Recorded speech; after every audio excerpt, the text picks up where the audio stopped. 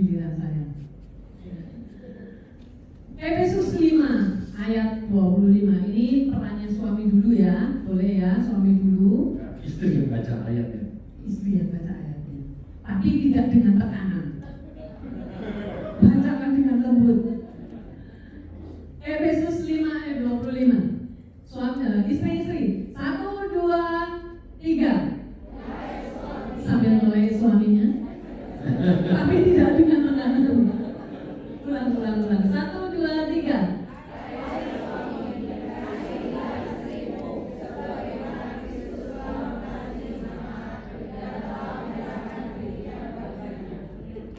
Sudah suami-suami? Sudah. Gini loh, saya baca ayat ini gini. Hai suami, kasihlah istrimu yang cantik, yang pintar masak, yang tidak cerewet. Ada itu ayatnya? Kasihlah istrimu adanya. Kalau sudah gemuk, ya kasihlah istrimu. Kalau nggak bisa masak, ya kasihlah istrimu. Kalau istrimu cerewet, ya kasihlah istrimu. Itu firman Tuhan. Nggak boleh komplain. Ya. Sebagaimana Kristus telah mengasihi jemaat dan telah menyerahkan diri baginya. Kalau menurut survei, 60% dari 60% dari wanita itu mengalami kelelahan. 60% itu waktu disurvei itu 60% wanita itu mengalami mental health, dan 40% ini data akurat, 40% itu disebabkan oleh suami. Ternyata suami bisa jadi sumber masalah ya, sampai 40%. Makanya jangan cari-cari masalah. Ya, jangan cari-cari masalah. Suami mengasihi istri itu sama dengan suami itu mengasihi Tuhan. Itu ekspresi dari seorang suami. Kalau dia menghormati istrinya, dia menghormati Tuhan. Pada saat dia mengasihi istrinya, dia mengasihi Tuhan. Karena apa? Karena firman yang ngomong. Seperti Kristus yang sudah mengasihi jemaat dan menyerahkan diri baginya. Nah, percuma ya saudara, kakak-kakak, pria-pria, suami-suami, kalau saudara sudah hafal Alkitab sudah 40 kali, hafal bolak-balik, ya, dari Kejadian sampai Wahyu, terus ikut Aparum, ikut doa puasa, ikut hari Rabu, ikut ibadah fajar, ikut ibadah minggu 2 kali seminggu, dan segala macam acara-acara rohani. Kalau saudara tidak mengasihi istri, kalau saudara tidak menghormati istri, bukankah istri itu diambil dari rusukmu sendiri? Kata Tuhan, Tuhan mengambil rusuk dari suami. Berarti istri itu dikasihi, istri itu dihormati. Pada saat saudara-saudara pria-pria, bapak-bapak mengasihi istrimu, sekali lagi saya katakan, saudara mengasihi Tuhan. Itulah ekspresi yang sebenar-benarnya, menghormati Tuhan, mengasihi Tuhan. Yang kedua, dikatakan di situ, dan yang telah menyerahkan dirinya bagi jemaat, baginya. Suami menyerahkan dirinya seperti Tuhan menyerahkan dirinya. Saudara, suami menyerahkan diri kepada istri itu bukan untuk disembelih, ya. Jangan khawatir harga diri suami itu diinjak-injak oleh istri. Ya, istri juga tak boleh, nanti ada gilirannya para istri ya. Bukan berarti suami-suami, pria-pria itu menyerahkan dirinya itu untuk dijajah istri. Bukan. Jangan membuat persepsi yang seperti itu. Pria itu sebagai kepala dalam keluarga, seperti Kristus, ya, sebagai Kristus juga kepala. Tapi Kristus rela menyerahkan dirinya untuk umatnya. Demikian juga suami sebagai kepala rela menyerahkan dirinya untuk istrinya, untuk keluarganya. Bukan untuk diinjak-injak, tapi untuk menyelamatkan keluarganya. Betul ya? Betul, bukan sebagai STI. Apa itu? Sekolah teologi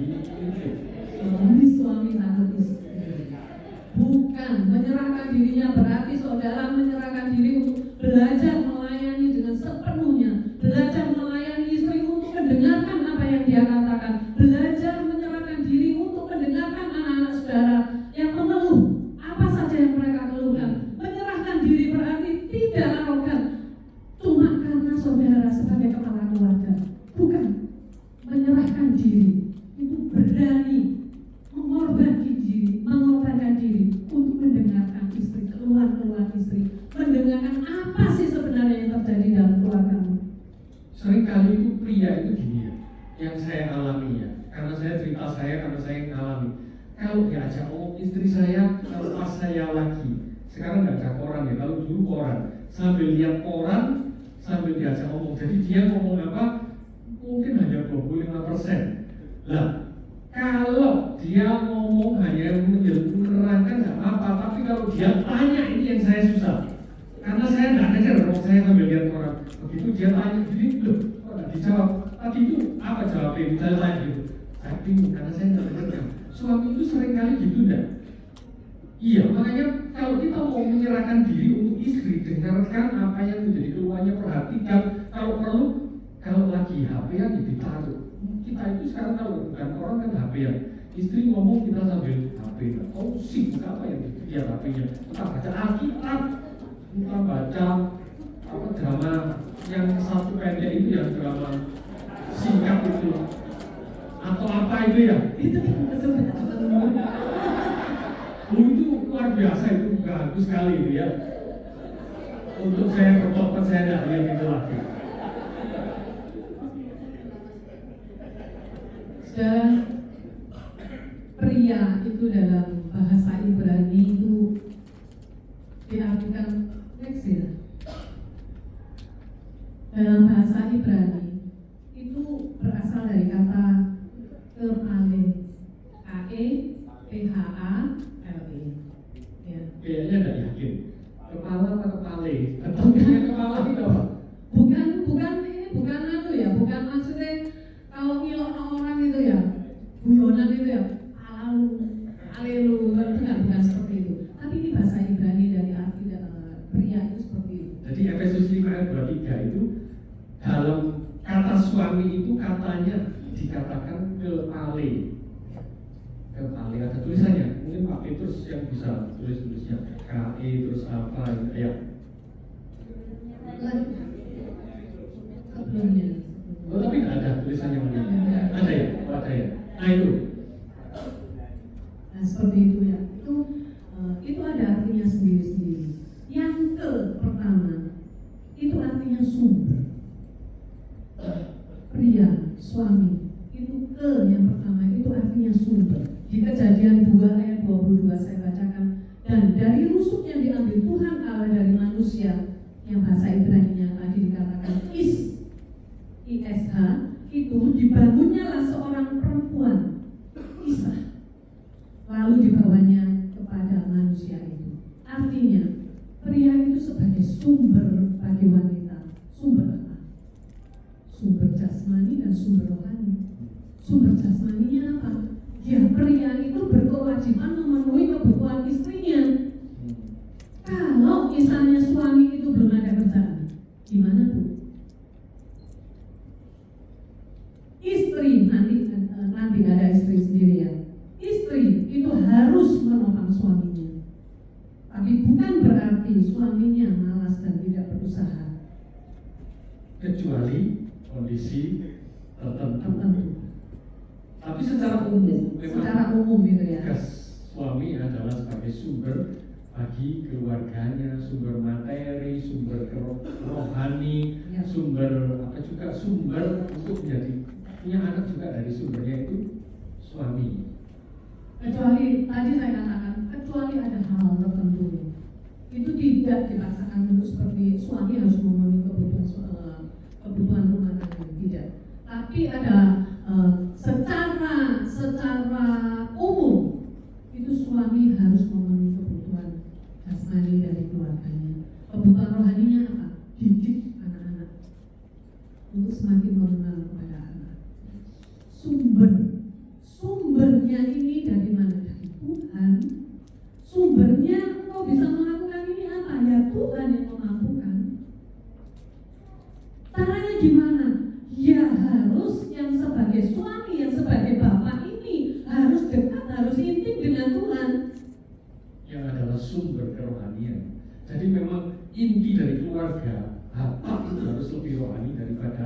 istri. Istri itu nolong, tapi kadang-kadang kita ketemu banyak bapak-bapak juga lumpuh rohaninya. Malah bukan jadi pemimpin yang merupakan sumber rohani bagi keluarga istrinya, tapi malah jadi sumber masalah. Kalau kita nggak mau ngasih sumber yang baik, kita justru ngasih sumber masalah. Jadi kalau ada dalam keluarga peran suami seperti suami yang tidak melaksanakan tugasnya dengan baik. Papanya datang, anaknya lari semua masuk kamar. Papa datang, ayo cepat aja, pura-pura. Saya itu dulu gitu. Kalau papa saya datang itu saya pasti pergi, lari. Karena memang nakal-nakal, kan anak kecil nakal-nakal. Jadi kalau papa datang itu, zaman dulu itu kalau marah itu kan disebeti pakai apa yang ada itu dipukulkan. Mau gagangnya sapu, mau sabuk itu sakit semua, itu dipukulkan semua. Jadi begitu kita buat segala sesuatu di rumah, kacang balok apa datang lari. Kalau enggak kena. Kadang-kadang kita lari sampai keluar rumah, ke rumah tetangga, ke rumah keluarga, sehingga dicari nanti kalau papanya sudah ngantuk, capek, Jangan membuat neraka di dalam keluarga. Yes. Cukup neraka kekal yang Tuhan buat untuk orang-orang yang tidak bertobat. Tapi jangan buat neraka dalam keluarga. Apakah anak-anakmu dekat dengan bapak sekalian, pria-pria? Apakah anak-anakmu begitu sayang kepadamu? Atau mereka lari? Jangan sampai hal ini terjadi dalam keluarga. Jangan sampai anak itu tidak ada gambar papa. Kalau di SPK bilang kalau nggak ada gambar papa, kacau dia. Nggak ada gambar papa, anak ini hancur. Papa, suami itu sangat-sangat penting peranannya dalam sebuah keluarga. Jangan anggap sepele. Suami-suami, bapak-bapak, ingat intim dengan Tuhan untuk bisa melakukannya. Yang kedua, PHA itu artinya fondasi. Karena di Efesus 5 ayat 23, karena suami adalah kepala, istri sama seperti Kristus adalah kepala jemaat. Dialah yang menyelamatkan tubuh. Artinya apa? Ada masalah apapun dalam keluargamu, apa saja yang terjadi, papanya datang, suami datang, beres. Itu suami, itu papa. Bukan dibalik. Nanti tunggu mamamu datang. Nanti keputusannya pokoknya mamamu. Tidak ada. Banyak pria seperti gitu. Ada yang tunggu mama, karena dia tak mau ikut dengan anaknya. Ada yang seperti gitu. Banyak. Jangan sampai STI tadi, ya suami takut istri tadi terjadi. Semua keputusan di tangan istri itu enggak benar. Semua keputusan di tangan suami. Masalah apapun, putuskan. Suami yang memutuskan, papa yang memutuskan. Itu yang benar. Ya, jangan buat masalah dalam keluarga. Dan setiap kali ada masalah, kalau suami datang, papa datang, semuanya beres. Berjaga-jagalah, berdirilah dengan teguh dalam iman, bersikaplah sebagai laki-laki dan tetap kuat. Lakukanlah segala pekerjaan dalam kasih. Yang terakhir, terakhir di pilihan, mesti belum. LE itu artinya pengelola. Pengelola itu apa? Dia mengelola semua dalam apa yang ada dalam keluarganya. Istri membantu, tapi dia yang memutuskan, dia yang mengelola. Jangan sampai suaminya yang nggak bisa memutuskan, istri sama anaknya, ayo papa bisa, ayo pak. Suaminya lemes level, nggak ngerti apa yang harus dilakukan. Jangan seperti itu, saudara. Karena Tuhan bilang bahwa dalam hati pria itu adalah pengelola. Dia yang mengelola keluarga. Ya. Sekarang masuk ke peran istri. Siap. Istri. Berarti yang baca ini suami ya? Ya. Efesus 5 ayat 24. Suami. Efesus lagi peran istri. 5 ayat 24. Itu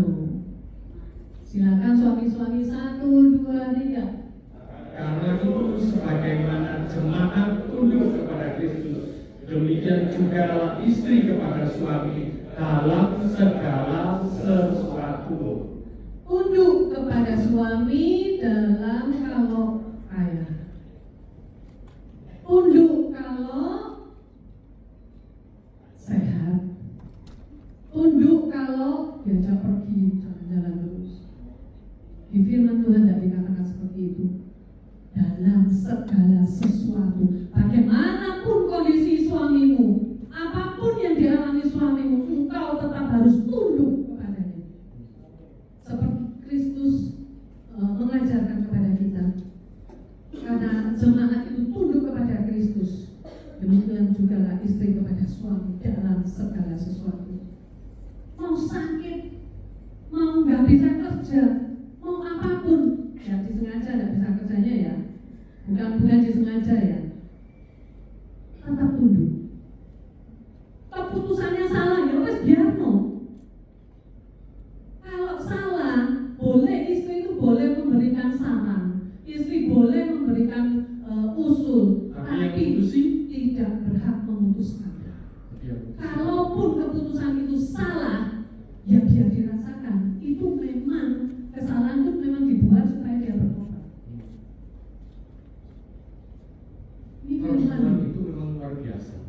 Dia diciptakan sepadan ya, tapi dia harus tunduk kepada suami, seperti jemaat tunduk kepada Kristus. Jadi ini seperti sepadan, sejajar, mitra kerja. Tapi dengan segala posisi yang seperti itu, perempuan rela tunduk kepada suami, seperti yang Tuhan ajarkan, seperti jemaat tunduk kepada Kristus.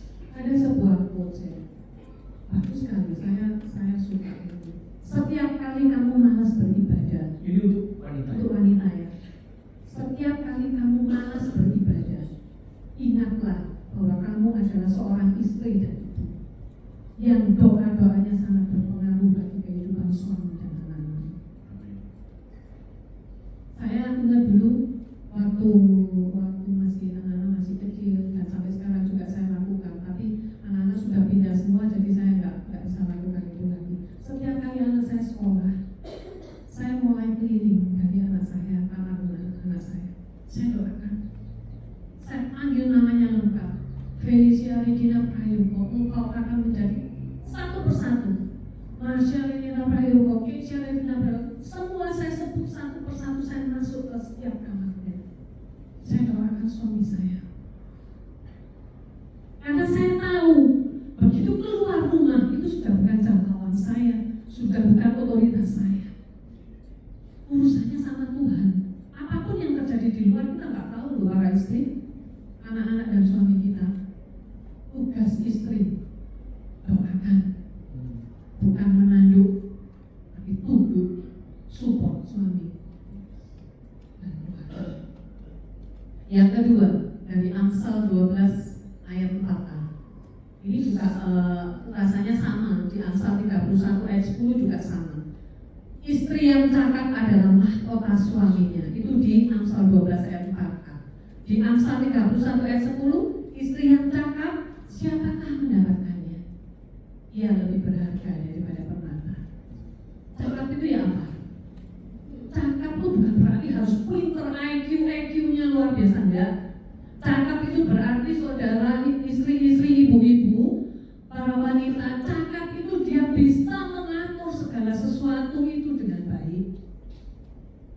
Bisa memutuskan segala sesuatu, kalau suaminya nggak ada, bisa memutuskan segala sesuatu itu dengan baik. Dan satu lagi yang perlu ditekankan, perlu karakter lemah lembut, itu sangat penting. Lemah lembut, ini bukan hanya untuk istri saja, tapi suami juga. Lemah lembut, kalau saya periksa di terjemahan kamus bahasa Indonesia, itu lemah lembut itu luar biasa. Dia mempunyai kekuatan dalam pengendalian diri, kerendahan hati dan kasih sayang. Nah, kalau di Alkitab itu tunduk pada kendali Allah. Hati yang lemah lembut, karakter yang lemah lembut itu diperlukan bagi istri-istri untuk menghadapi keluarganya. Bebanmu itu berat. Saya tahu karena saya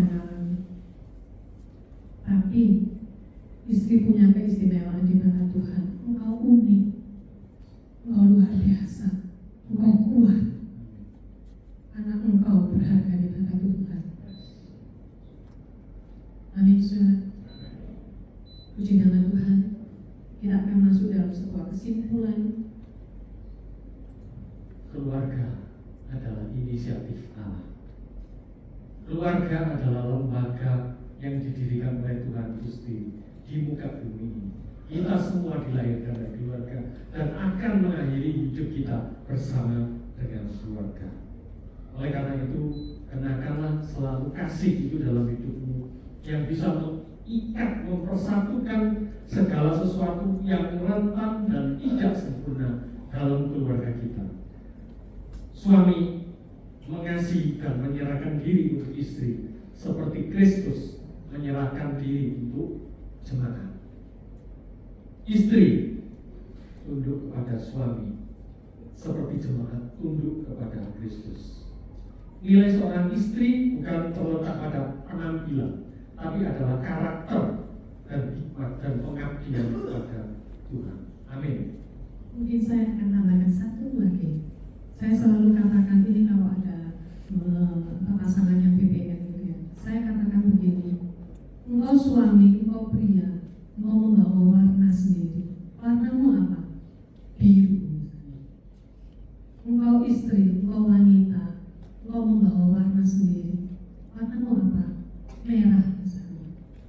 Pada saat pernikahan itu terjadi, merah dan biru bergabung menjadi satu warna. Warnanya apa? Ungu. Bisakah para suami engkau mencari warnamu sendiri? Di dalam ungu itu engkau pisahkan lagi, bisa? Tidak bisa. Engkau istri, apakah engkau bisa memisahkan warna merah dari warna ungu itu? Tidak bisa. Warnamu sekarang itu ungu, warna yang baru, institusi yang baru yang Tuhan ciptakan. Bukan lagi dirimu sendiri, tapi warna ungu, warna yang Tuhan berikan sendiri dalam diri keluarga. Mari pasangan-pasangan, suami istri, silakan berdiri. Tadi ada gulungan kertas Khusus yang untuk sudah yang pasangan suami istri yang khusus untuk pasangan suami istri yang hadir. yang lain tetap duduk dan makan. Ada